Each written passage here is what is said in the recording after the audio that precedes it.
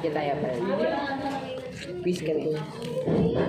Ano ang pangunahing layunin ng paikot na daloy ng ekonomiya? Ano ang pangunahing layunin ng paikot na daloy ng ekonomiya? Letter na lang po ang isusulat. Ayun! Yes! Okay. Letter A. Bisa mo. Pagbaba ng mga buwis. Letter B. Pagpapalakas ng mga kalakalan. O letter C. Pagbubuti ng kalidad ng buhay ng mamamayan. O letter D. Pagpapalawak ng serbisyong publiko. Wait, yung tanong mo. Twice ko lang sasabihin. Ano ang pangunahing layunin ng paikot ng daloy ng ekonomiya? A. Pagbaba ng mga buwis. B. Pagpapalakas ng mga kalakalan. C. Pagpapabuti ng kalidad ng buhay ng mga mamamayan. Or D. Pagpapalawak ng serbisyong publiko. Yes. Habit ko. Gari yun.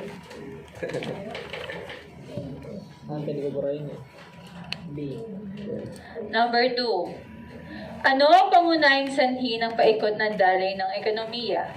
Again, ano ang pangunahing sanhi ng paikot ng daloy ng ekonomiya? A. Pagtaas ng presyo ng langis. B. Pagbabago ng mga patakaran ng gobyerno. C. Pagtaas ng interes. Or D. Pagbawas ng mga trabaho. Again, ano ang pangunahing layunin ng daloy ng ekonomiya? A. Pagtaas ng presyo ng mga langis. B. Pagbabago ng mga patakaran at gobyerno. C. Pagtaas ng interes. Or D. Pagbawas ng mga trabaho. Uy. Atasan tayo pa.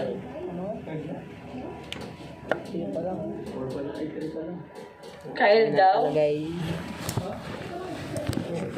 Ay, kita. Ano yan? Okay, number 3. Ano ang pangunahing layunin ng patakaran ng gobyerno sa ekonomiya? Again, ano ang pangunahing layunin ng patakaran ng gobyerno sa ekonomiya? A. Pagpababa ng presyo ng langis. C. Pagpapalakas ng kalakalan. C. Pagkontrol ng inflasyon.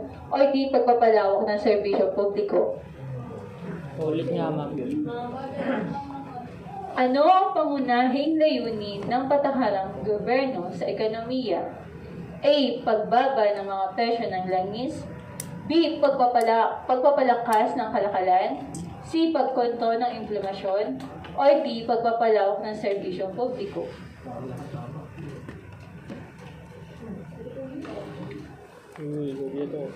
Number 4. Uy. Ano ang epekto ng pagbawas ng mga trabaho sa ekonomiya? Again, ano ang epekto ng pagbawas ng mga trabaho sa ekonomiya? A. Pagtaas ng kita ng mga mamamayan. B. Pagbawas ng konsumo. C. Pagtaas ng interes. Or D. Pagtaas ng presyo ng langis. Again, ano daw ang epekto ng pagbawas ng mga trabaho sa ekonomiya? A. Pagtaas ng kita ng mga mamamayan. B. Pagbawas ng konsumo. C. Pagtaas ng interes. O D. Pagtaas ng presyo ng langis.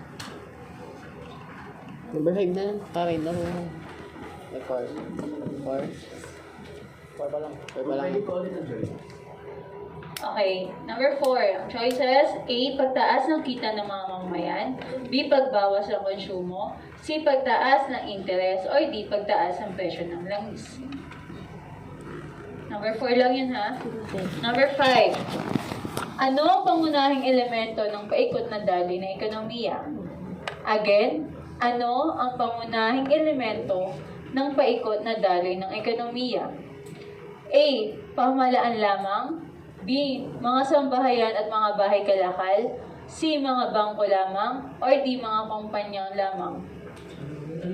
Ano ang pangunahing elemento ng paikot ng daloy ng ekonomiya? Ano daw ang elemento o pangunahing elemento ng paikot ng daloy ng ekonomiya? A. Pamahalaan lamang. Pamahalaan lang daw ba? B. Mga sambahayan at bahay mga kalakal. Or D. Mga bangko lamang. Or D. C. Letter C. Mga bangko lamang. Or D. Mga kumpanya lamang. B? Again. A. Pahamalaan lamang. B. Mga sambahayan at mga bahay kalakal. Or C. Mga bangko lamang. Or D. Mga kumpanya lamang. 10 minutes. Number 6. Saang sektor ng ekonomiya nagmula ang mga salik ng produksyon? Again, saang sektor ng ekonomiya nagmula ang mga salik ng produksyon? A. Sektor ng industriya. B. Sektor ng agrikultura. C. Sektor ng sambahayan. Or D. Sektor ng serbisyo. Again, saan daw ang sektor ng ekonomiyang nagmula ang mga salik ng produksyon o produksyon? A. Sektor ng industriya. B. Sektor ng agricultural. Or C. Sektor ng sambahayan. Or D. Sektor ng serbisyo.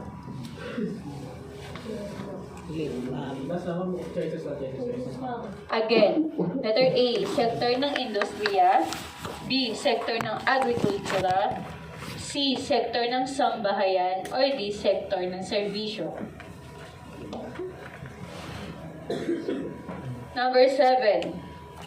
Ano ang ibinigay ng mga sambahayan sa bahay kalakal? Ano ang ibinigay ng mga sambahayan sa mga bahay kalakal? A. Produkto at serbisyo. B. Kita at tubo. D. Salik ng produksyon. Or D. Pera. Again, ano ang binigay ng sambahayan sa mga bahay kalakal? A. Produkto at serbisyo. B. Kita at tubo. C. Salik ng produksyon. Or D. Pera. Gustav Bacon. Number 8.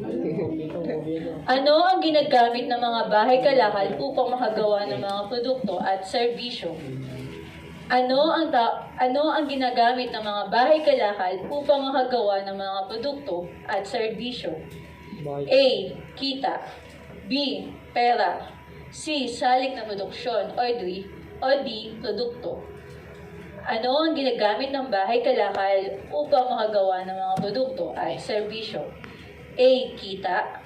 B. Pera. C. Salik na produksyon. Or D. Produkto. A, B, C, D. Again, letter A. Kita. B. Pera. C. Salik na produksyon. Or D. Produkto. Ano pag sinabi salik? Number 9. Ano ang tawag sa daloy ng mga produkto at serbisyo sa paikot na daloy ng ekonomiya? Ano ang tawag sa daloy ng mga produkto at serbisyo sa paikot ng daloy ng ekonomiya? A. Daloy ng kita. B. Daloy ng mga salik at produksyon. C. Daloy ng mga produkto at serbisyo. Or D. Daloy ng pera. Again, ano ang tawag sa daloy ng mga produkto at serbisyo sa paikot ng daloy ng ekonomiya?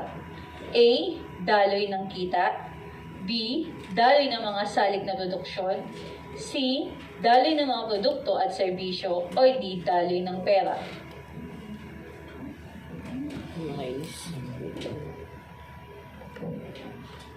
Number 10. Ano ang tawag sa daloy ng pera sa paikot ng daloy ng ekonomiya? Again, ano ang tawag sa daloy ng pera sa paikot na daloy ng ekonomiya? A. Daloy ng kita. B. Daloy ng mga salik na produksyon. C. Daloy ng mga produkto at serbisyo. Or D. Daloy ng pera. Number 10. Ulit na. Ano ang tawag sa daloy ng pera sa paikot ng daloy ng ekonomiya? Ano daw ang tawag sa daloy ng pera sa pag-ikot ng daloy ng ekonomiya? A. Daloy ng kita. B. Daloy ng mga salik at produksyon. C. Daloy ng mga produkto at serbisyo. Or D. Daloy ng pera.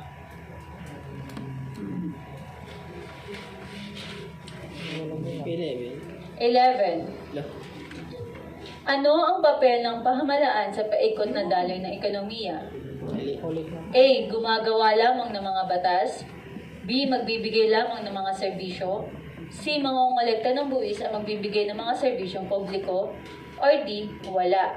Ano ang papel ng pamahalaan sa paikot ng daloy ng ekonomiya? A. Gumagawa lamang ng mga batas. B. Magbibigay lamang ng mga serbisyo. C. Mangongolekta ng buwis at magbibigay ng mga serbisyo publiko. Or D. Wala. 12. Ano ang mangyayari kung maayos ang paikot ng daloy ng ekonomiya? Ano ang mangyayari kung maayos ang pag-ikot ng daloy ng ekonomiya? A. Pag-unlad ng ekonomiya. B. Pagbagsak ng ekonomiya. C. Walang pagbabago. O D. Hindi tiyak. Ulit naman. Ano ang mangyayari kung maayos ang paikot ng daloy ng ekonomiya? A. Pag-unlad ng ekonomiya. B. Pagbagsak ng ekonomiya. C. Walang pagbabago. D. Hindi tiyak. Ay, maayos mo. Ano ang mangyayari kung maayos ang paikot ng daloy ng ekonomiya? A. Pag-unlad ng ekonomiya. B. Pagbagsak ng ekonomiya. C. Walang pagbabago. D. Hindi tiyak.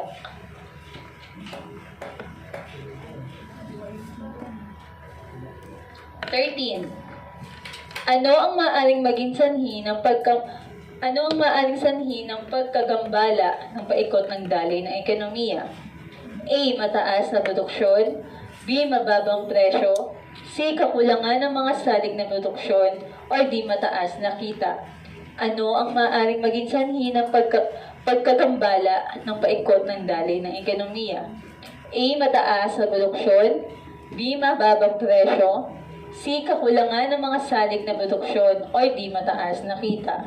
Anong number 5? Number 13.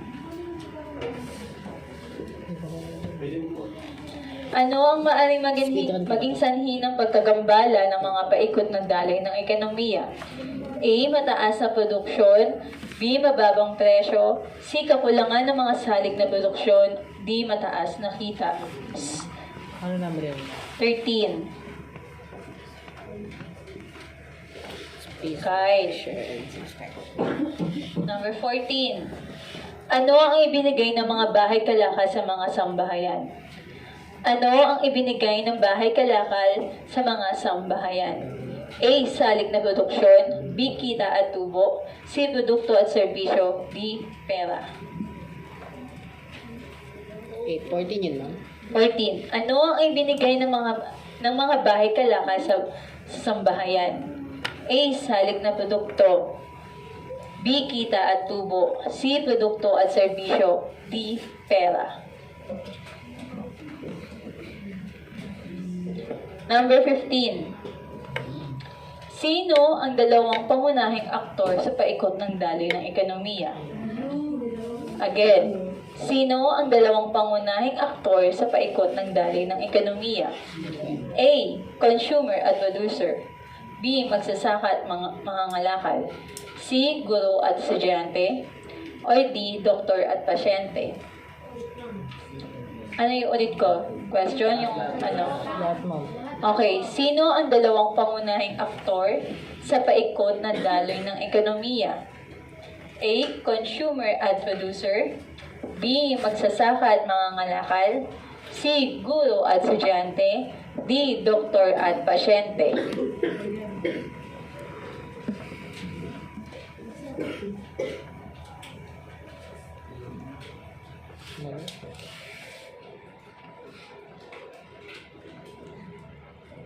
Okay na? Yes, we are. Okay, number 1. Ha? Test number 2. True or tama o mali? Tama, mali. Ano ba yan? Ano? Number 1. 16 na. 16. Test number 2 na yan. So 1 na ulit. Ano na, 16 na po. Number 1. Ang GNI o Gross National Income ay tumutukoy sa kabuuang pamilihan, halaga ng mga produkto at serbisyo na nagagawa ng mga mamamayan ng isang bansa. Again, yes. Tama o mali? Number 1. Ang GNI national income ay tumutukoy sa kabuang pamilyang halaga ng mga produkto at serbisyo na nagawa ng mga mamamayan sa isang bansa. Kalapas ka. Number 1.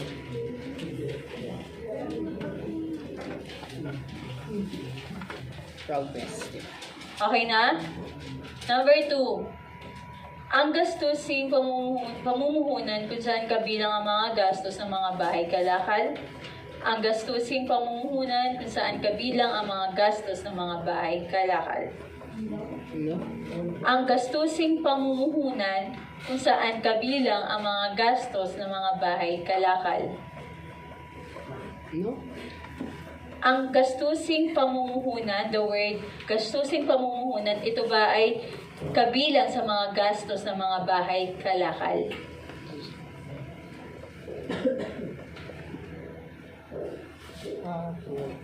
Ay, oo pala. Number 3. Ang pambansang kita ay sinusukat lamang sa pamamagitan ng gross domestic product. Again, ang pambansang kita ay isinusukat lamang sa pamamagitan ng gross domestic product. Tama o mali? Ang pambansang kita ay isinusukat lamang sa pamamagitan ng gross domestic product. The word pambansang kita, ito ba ay sinusukat lamang sa pamamagitan ba ng gross domestic product? Number 4. Sa pambansang kita ay tumutukoy sa kabuang halaga ng mga kalakal at serbisyo na ginagawa ng isang bansa sa loob ng isang taon. Again, ang pambansang kita ay tumutukoy sa kabuang halaga ng mga kalakal at serbisyo na ginagawa ng isang bansa sa isang taon. Again, ang pambansang kita Ang narration. tumutukoy sa Ulit, ma'am. Ano ba? Mamaya ka na sumagot, nabibisi pa ako. ang pambansang kita Upal ka. Malaman. Upal ka. Number 4. Ang biyat na lang to.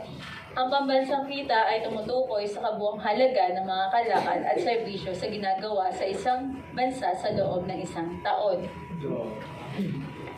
Again, ang pambansang kita ay tumutukoy sa kabuang halaga ng mga kalakal at serbisyo na ginagawa sa isang bansa sa loob ng isang taon. Number 4.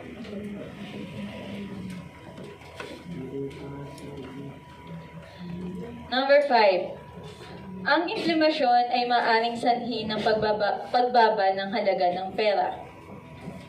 Ang inflasyon ay maaaring sanhi ng pagbaba ng halaga ng pera. Ulit na po. Ang inflasyon ay maaaring sanhi ng pagbaba ng halaga ng